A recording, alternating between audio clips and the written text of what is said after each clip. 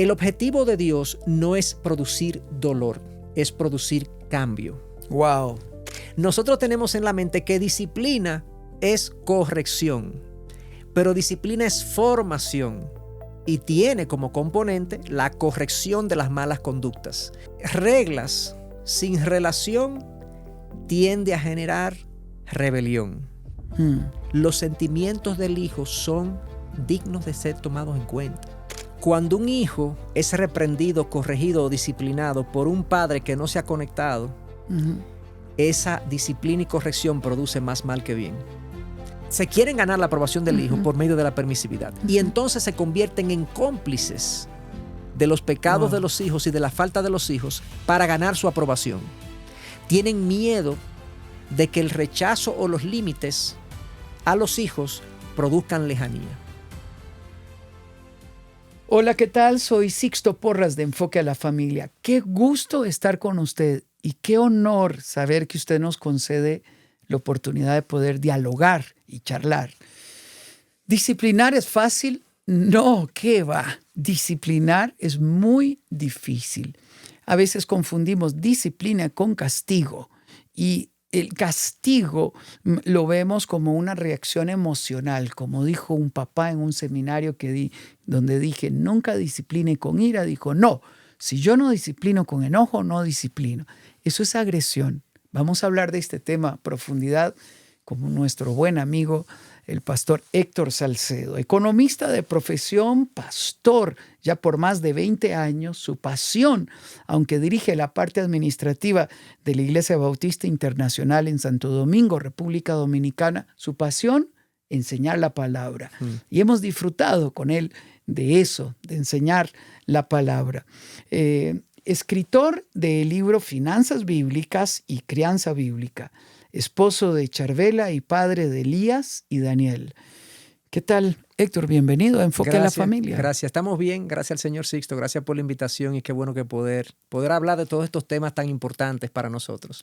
Y gracias por el honor que nos conceden de que podamos hablar de tu libro, ¿no?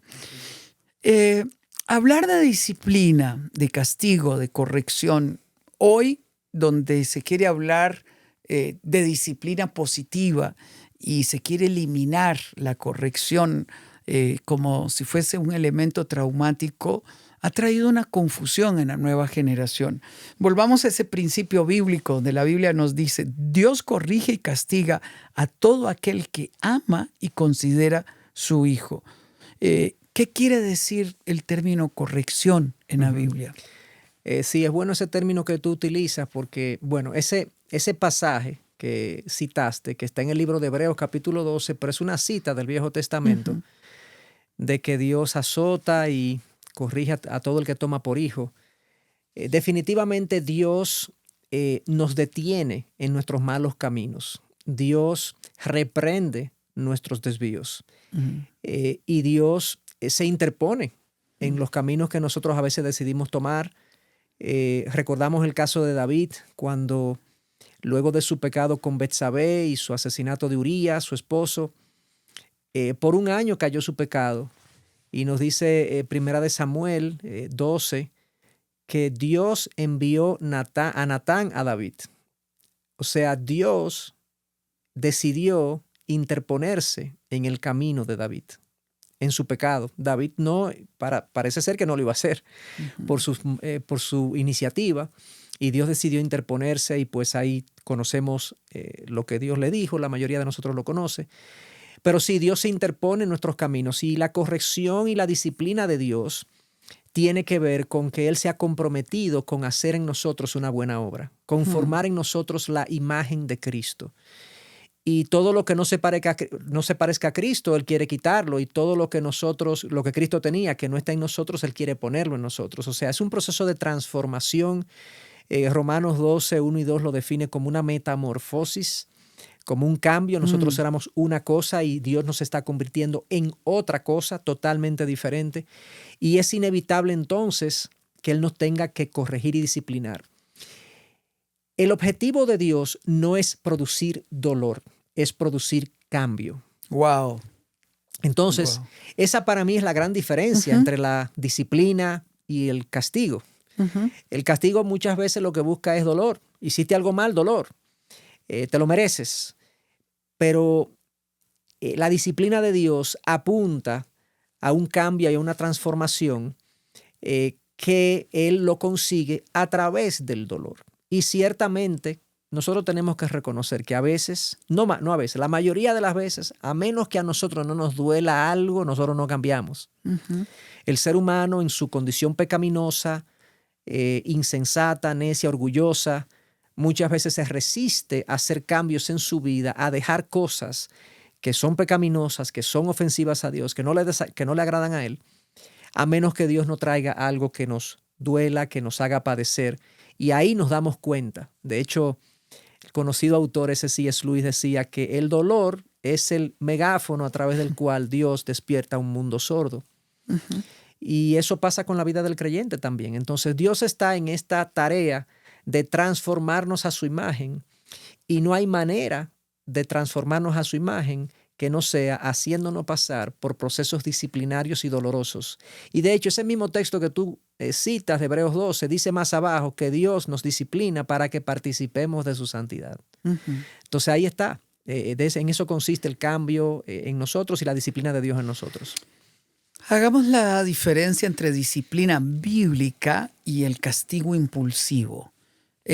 Porque padres pueden decir, no, es que si no corrijo impulsivamente o con ira, no lo hago. Ujú. ¿Cuál es la diferencia entre esa disciplina bíblica y el castigo impulsivo?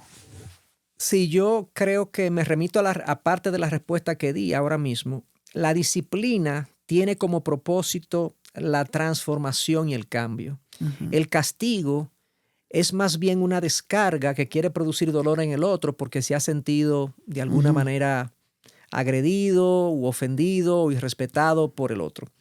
Entonces comienza por ahí, o sea, el propósito es diferente. Uno es transformación, el otro es descargar una emoción negativa que he sentido por algo malo que el otro Ujú. hizo. Eso es lo primero. Lo segundo es que definitivamente la disciplina es mucho más reflexiva. Precisamente como procura el cambio, piensa en qué debo hacer como disciplina para producir el cambio que persigo, que quiero. Ujú. El castigo es más irreflexivo porque es producto de un impulso. Ujú. Entonces muchas veces en la descarga emocional que el castigo conlleva, lo que hago es algo eh, que no tiene sentido, que no logra lo que se quiere. Ujú. Entonces, literalmente es algo que no funciona, que no sirve para nada.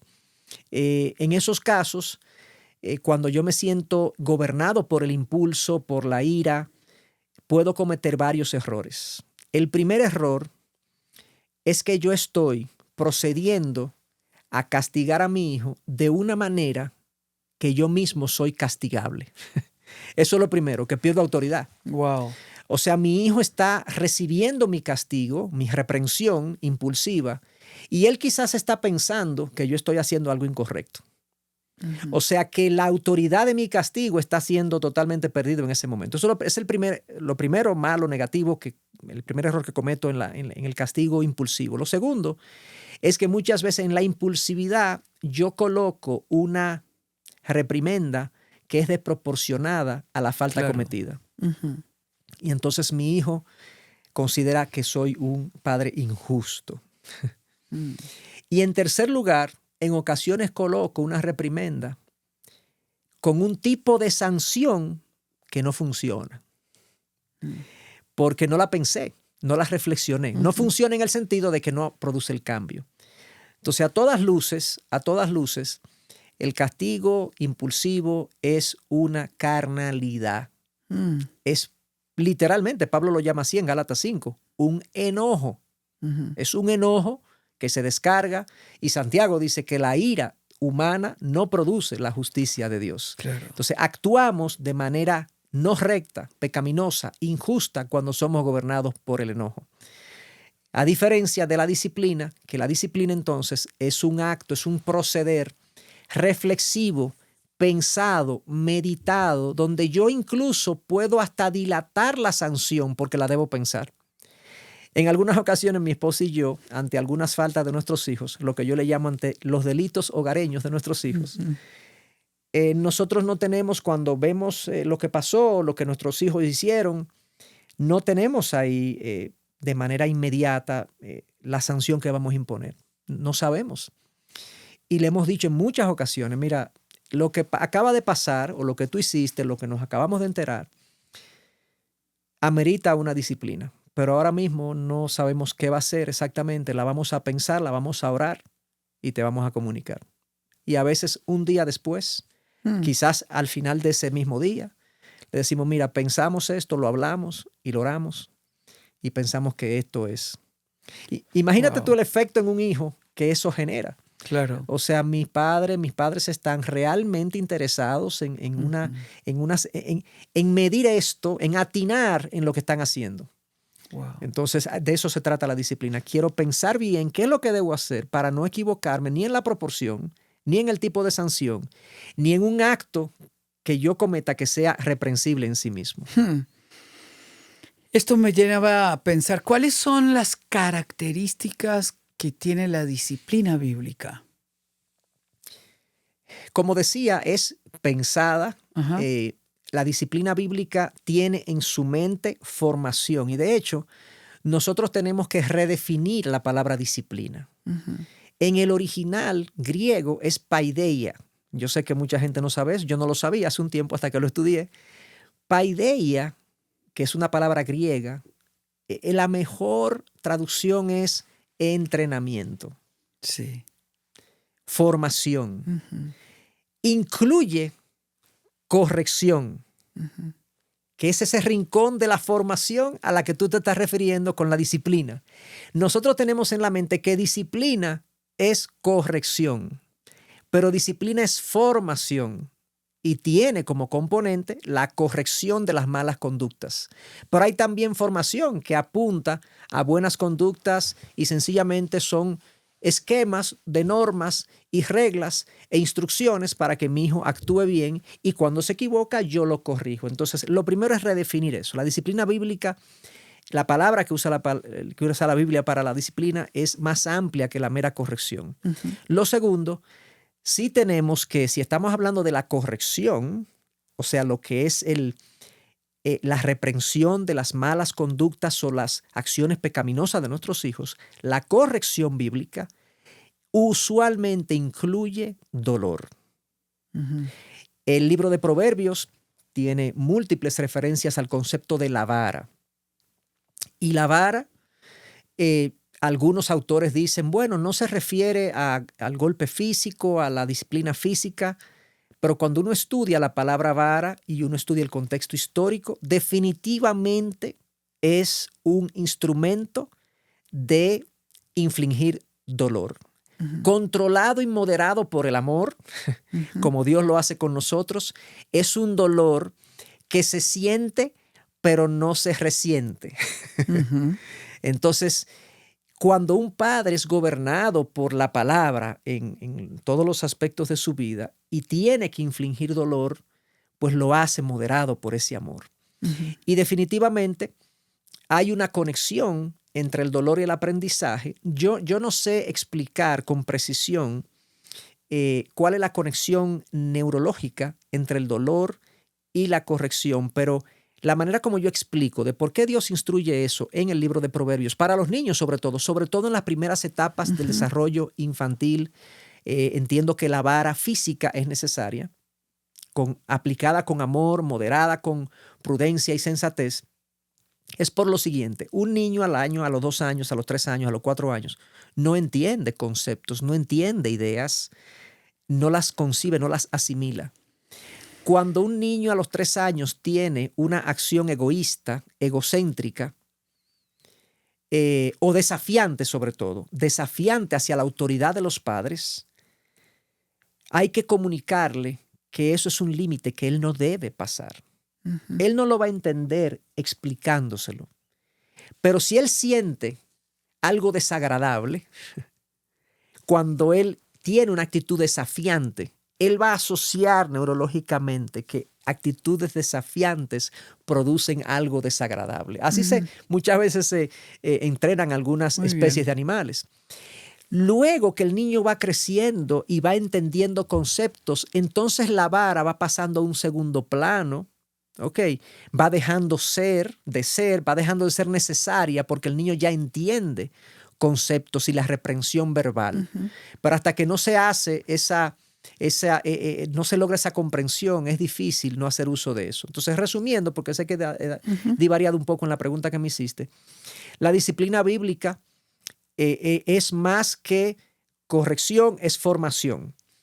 Pero cuando se trata de corregir, sí se está conectada al dolor en algunas ocasiones, sobre todo cuando hay desafío. Y tengo que tener en la mente un propósito específico de formar en mi hijo una actitud, algo que yo quiero ver en él, no solamente en conducta, sino también en corazón. Y para eso, muchas veces, como decía, tendremos que dilatar la disciplina hasta que la pensemos bien.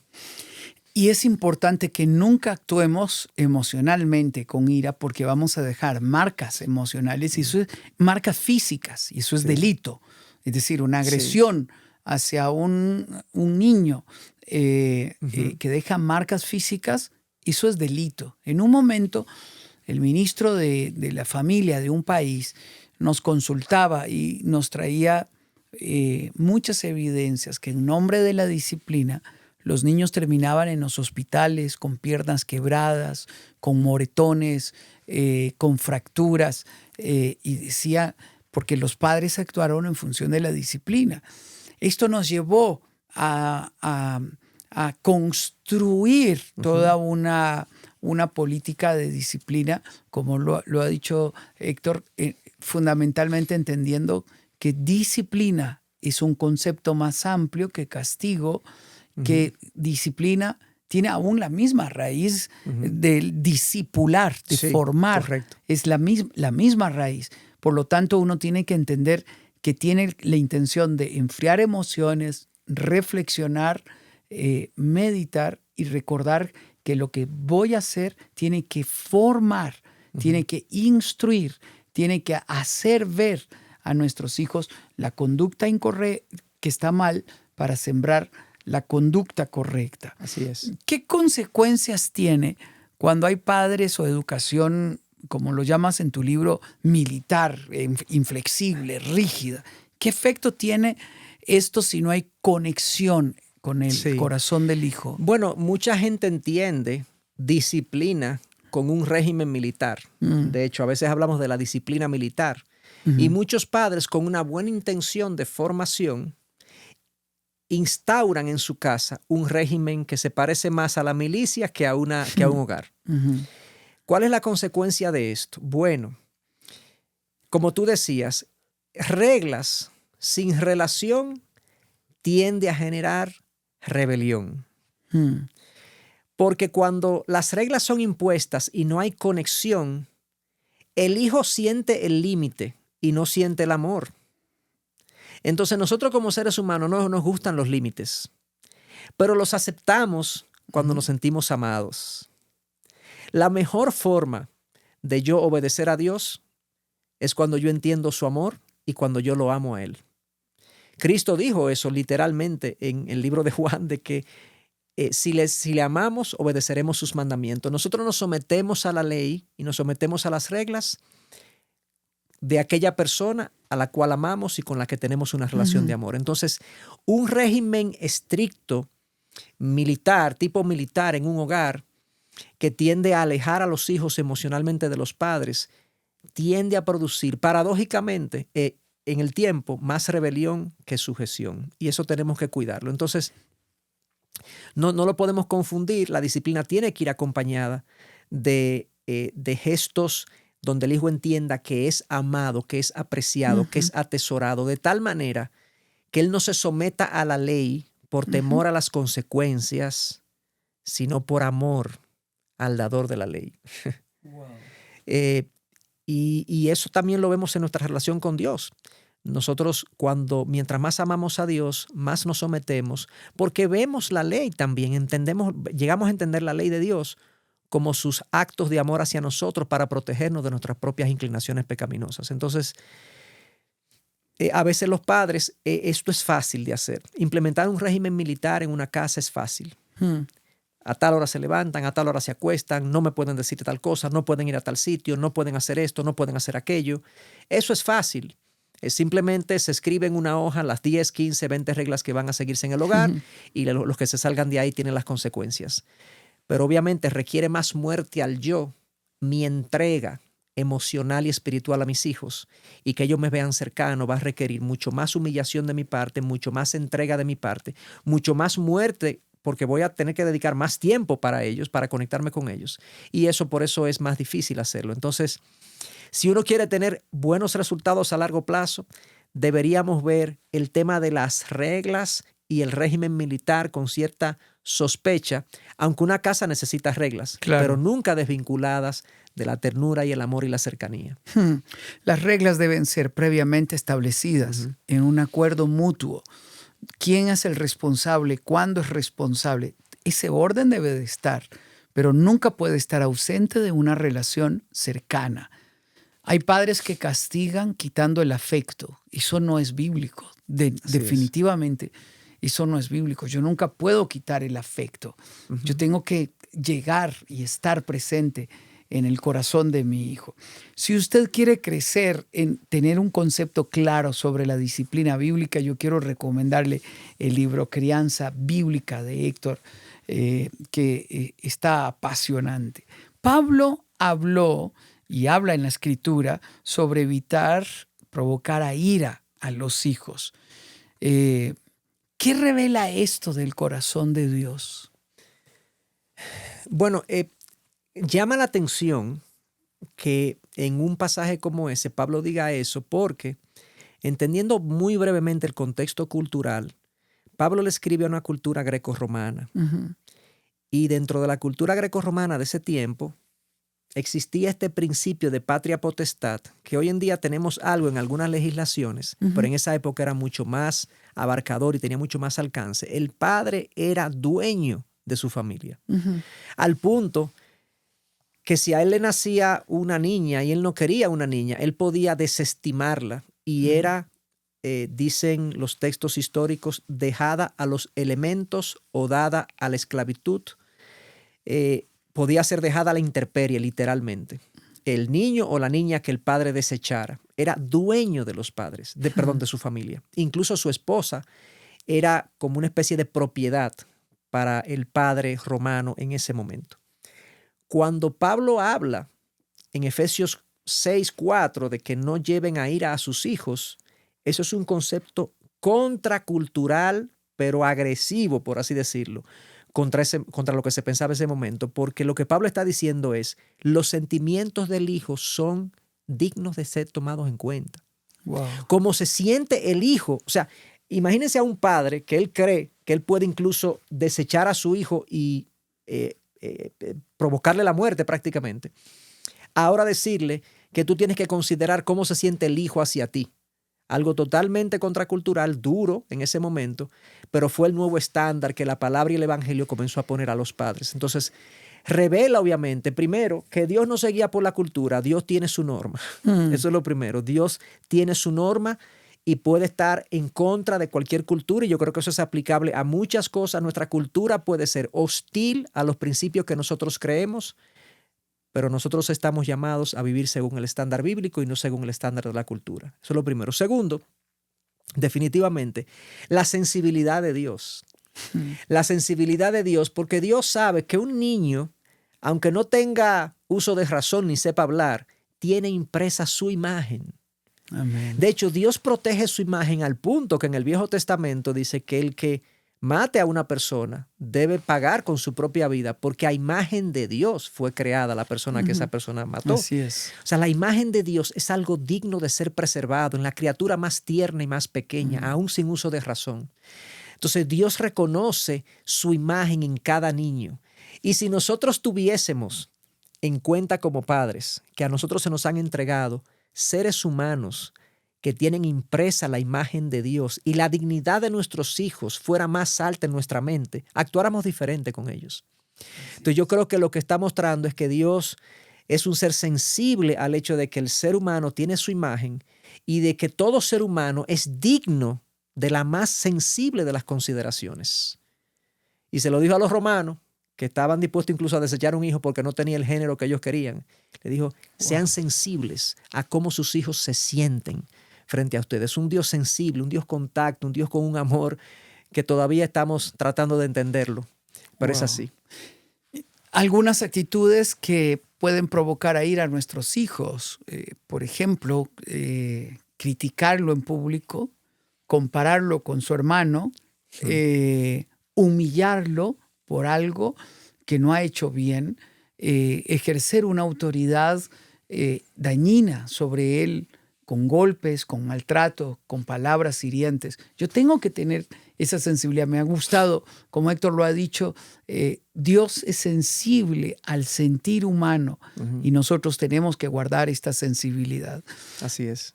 En la disciplina, en la corrección, ¿cuán importante o qué papel juega esa conexión emocional de la que has estado hablando? Para mí es vital.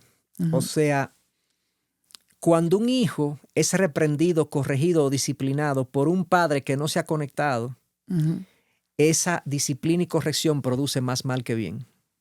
Produce más distancia y más rebelión. Yo he conversado con padres en cuyos hogares no prima la sensatez y la sabiduría y el amor, sino que ha primado más bien la intimidación, la incoherencia, la arbitrariedad. Y entonces ellos están cosechando hijos rebeldes. Y hay padres que me han dicho, pastor, mi hijo ya no responde a mi disciplina. Yo lo amenazo con quitarle el celular, lo amenazo con que no puede salir por un mes, lo amenazo con que, no usan la palabra amenaza, dice, yo le digo que no puede, yo le digo que no puede, y él no reacciona, no responde. O sea, un hijo que está duro, que está resentido. Y mi parecer es que ha sido un cúmulo de cosas a través del tiempo, de intentos del padre de corregir, disciplinar y formar sin conectarse. Y entonces, cuando tú me tratas de gobernar, pero tú no tienes una conexión conmigo, yo no te obedezco. Wow. Yo no te obedezco. Cuando los justos gobiernan, el pueblo se alegra, dice el libro de Hebreos. Así es. Cuando la casa está gobernada por la justicia, por la rectitud, por el amor y la gracia, la corrección es aceptada, es entendida. Yo recuerdo en una ocasión, yo tenía quizás como 12 o 13 años y me fui en bicicleta y me refugié en la casa de un amigo y comenzamos a jugar videojuegos. En los videojuegos de mi época, que era Atari, no sé si algunos van a recordar lo que era el Atari. Comienzo a jugar videojuegos y no me doy cuenta de la hora y mis padres me estaban buscando, no había celular, yo no tenía comunicación, ellos no sabían dónde yo estaba. Habían pasado por la calle donde yo estaba en varias ocasiones tocando bocina, haciendo ruido con el vehículo y no me encontraban. Finalmente detectan dónde yo estaba y me llaman la atención, me reprenden, llegamos a la casa. Y mi madre me dice, vete a tu habitación que voy a buscar una correa para darte una pela por lo que tú has hecho. No vamos a entrar ahora mismo en el juicio si era correcto o incorrecto. El punto fue que en ese momento yo recuerdo perfectamente, lo recuerdo con una memoria increíble, son de esos eventos que se le graban a uno, que yo pensé, yo me merezco esta reprensión, esta pela, porque yo he sido desconsiderado con mis padres, o sea, ellos estaban preocupados por mí. Y mi madre vino y me dio la pela y yo la acepté y admití que estuve mal, me dolió, pero lo acepté. Yo pienso que lo acepté porque mis padres tenían una buena conexión conmigo.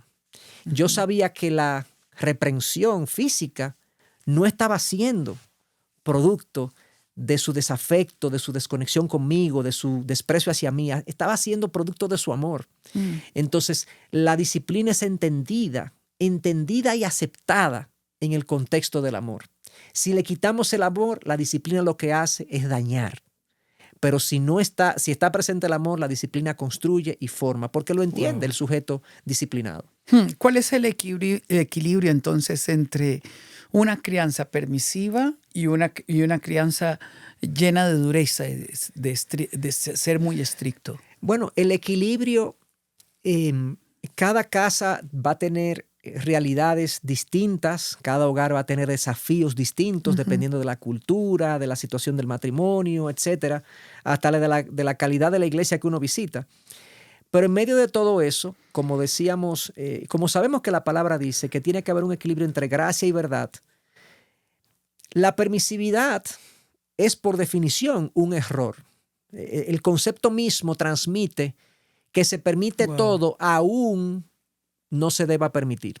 Muchos padres caen en la permisividad, se quieren ganar la aprobación del hijo por medio de la permisividad y entonces se convierten en cómplices de los pecados de los hijos y de la falta de los hijos para ganar su aprobación.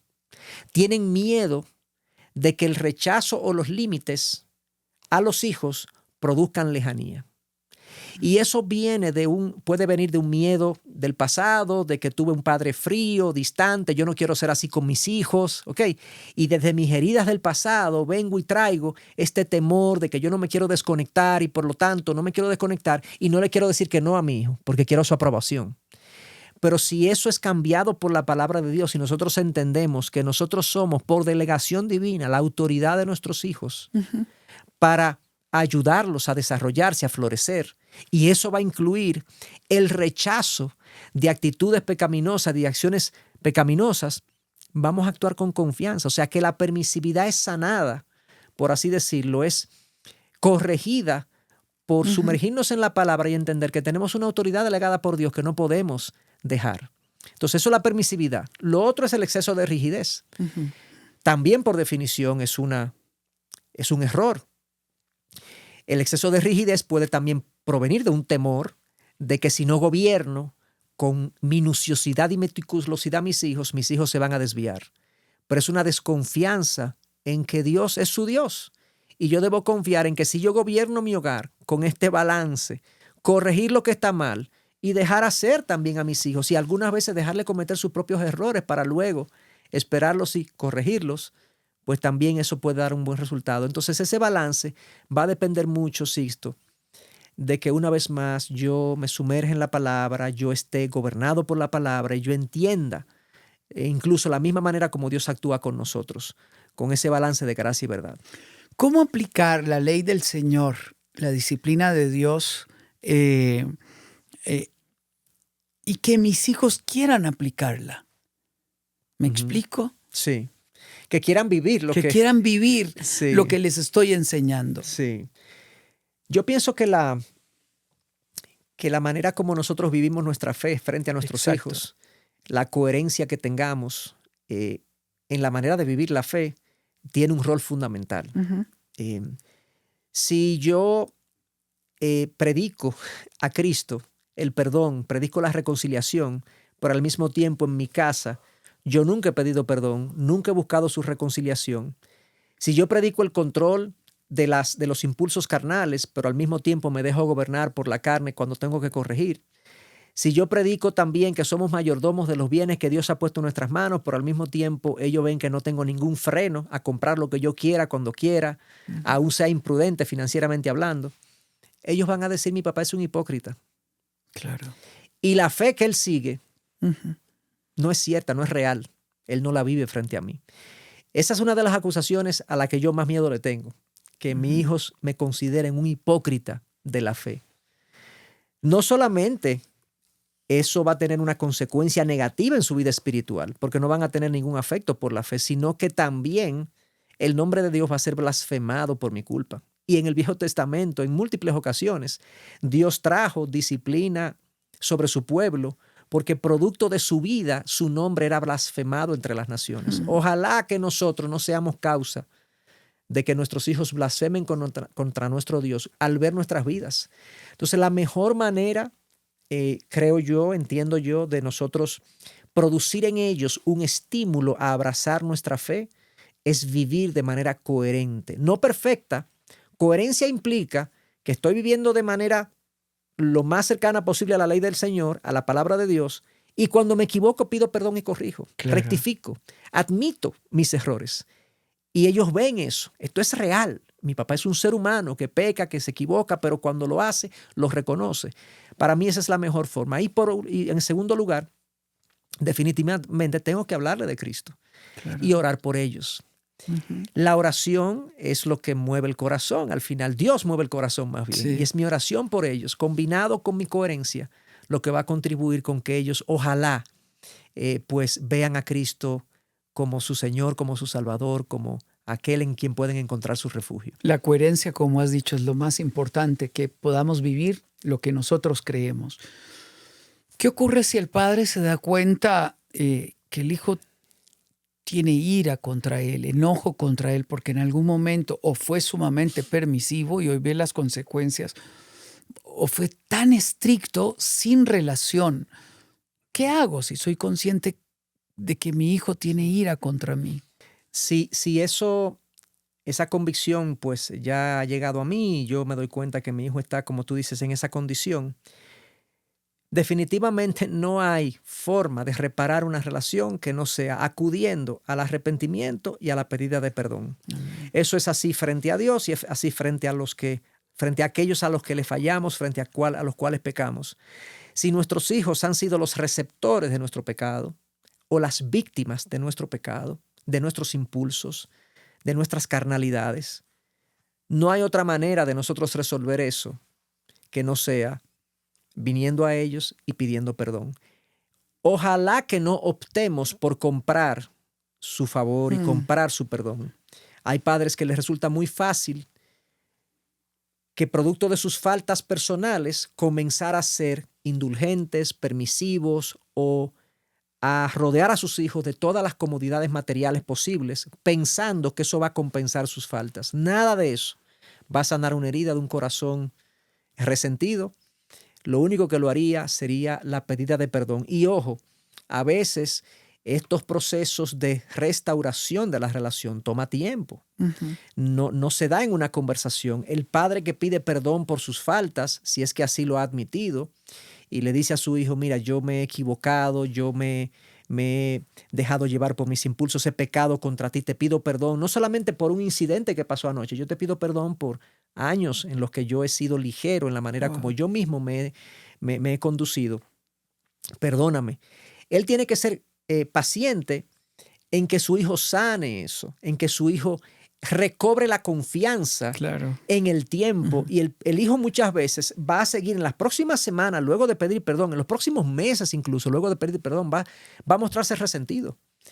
Porque todavía no tiene confianza en que el padre realmente ha cambiado. Pero si el padre permanece y es consistente con su cambio y es coherente con la pedida de perdón que pidió y es coherente ahora con su nueva conducta, el hijo entonces va a bajar sus barreras, va a bajar su guardia y va a comenzar a tener una relación más afable con su padre. Todos hemos tenido que pedir perdón. Yo he tenido que pedir perdón a mis hijos en varios momentos. Aún he tomado la iniciativa de pedir perdón por cosas que no he sido consciente. Y ha sido hermoso ver que eso nos acerca al corazón de mis hijos. Terminemos este diálogo, Héctor, pensando que un padre dice, estoy tarde, ya crecieron. ¿Es tarde? Bueno, es tarde porque no podemos cambiar el pasado. Dios hace milagros. Dios hace milagros y está en las manos del Señor si Él quiere permitir que esa herida no sane por completo y eso siga incidiendo en mi transformación. Porque, ojo, si esto no sana, a pesar de yo hacer todo lo posible para que sane, pido perdón, cambio con mi hijo, con mis hijos, le muestro mi favor, le muestro mi gracia hacia ellos, oro delante del Señor para que esto cambie, para que Él transforme el corazón de mis hijos y yo encuentre gracia en sus corazones. Si yo hago todo lo que me corresponde hacer para restaurar la relación, como nos dice la palabra, que hagamos todo lo posible por estar en paz con todos, hay ocasiones en que esas heridas permanecen. Todavía tienen un efecto, todavía crean una distancia. Aún eso, si se queda, Dios en su sabiduría lo ha dejado porque es necesario para nuestra formación y para nuestra transformación a la imagen de Cristo. Wow. Estas son cosas que uno no entiende del todo.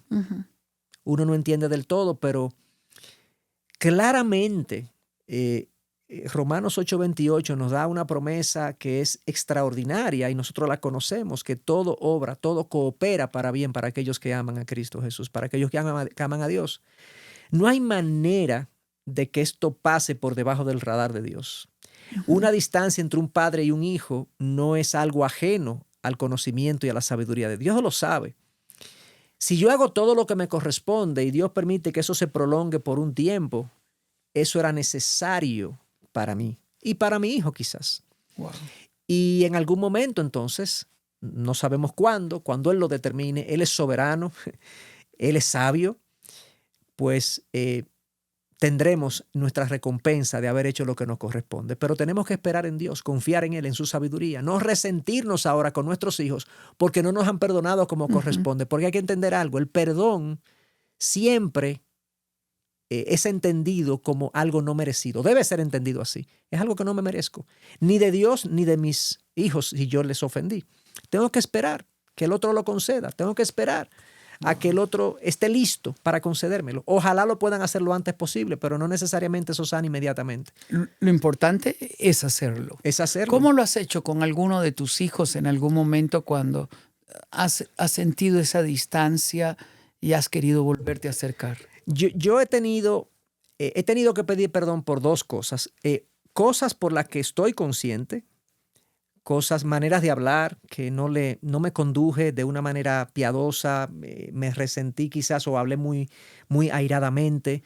Yo he pedido perdón por cosas como esa. He pedido perdón también por sobrereaccionar ante cosas que hacen mis hijos y sobrereacciono y después me doy cuenta que fue desproporcionada mi reacción. He tenido que pedir perdón por eso. He tenido que pedir perdón también porque no he cumplido mi palabra en algunas ocasiones. Y le dije, mira, mi hijo, te podría decir que no pude, pero te tengo que pedir perdón porque debí estar aquí, no estuve, no pude hacerlo, pero perdóname porque falté a mi palabra. Entonces, sencillamente, no es sencillo, pero sencillamente lo que he hecho es sentarme con ellos, admitir con transparencia y claridad específica, mira, falté en esto porque me dejé llevar por un impulso egoísta. Falté a mi palabra. Puedo darte una excusa, pero realmente si esto hubiese sido más importante para mí, hubiese estado ahí. Perdóname. Y típicamente eso tiende a resolver el problema. Y he pedido perdón por otras cosas también. Cosas que mis hijos me han dicho de las que yo no he estado consciente. Que han sido cosas que han pasado desapercibidas a mis ojos. Todos tenemos puntos ciegos. Y a veces mis hijos me han dicho, tú me sermoneas mucho.